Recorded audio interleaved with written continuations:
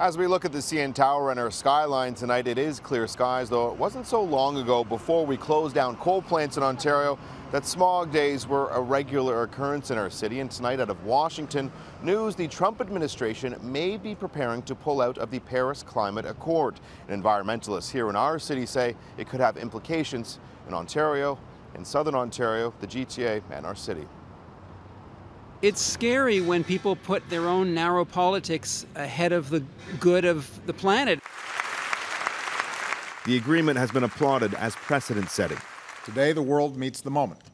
And if we follow through on the commitments that this Paris Agreement embodies, history may well judge it as a turning point for our planet. That was former U.S. President Barack Obama back in October. Ironically, America was instrumental in bringing countries like China to the table.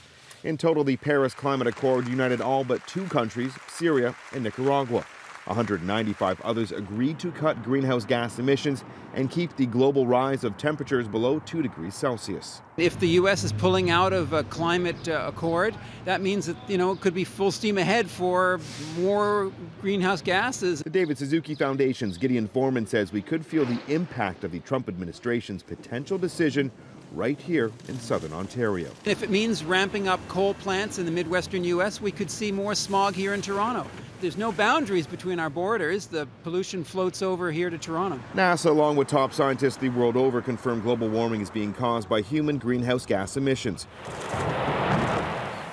Foreman adds we're already experiencing the results through extreme weather systems. Take the flooding on the Toronto Islands. I can't remember another summer where the Toronto Islands were closed, and that's a direct result of extreme weather connected to climate change. That still hasn't stopped some from denying climate change as fact, claiming the Paris Agreement is hurting our economy. Procter & Gamble just decided to leave Ontario and move to West Virginia, which is coal country. And it's not just Canada. German companies are leaving Germany for the U.S.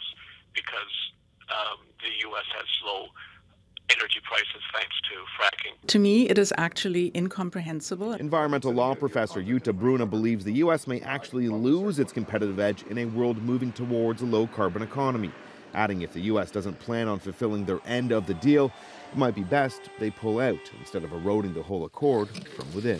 It's not clear to me that if the United States were to stay within the Paris Agreement, that it would be an actor that takes a leadership role, that would be helping to solve the global problem that we have. It might be the opposite.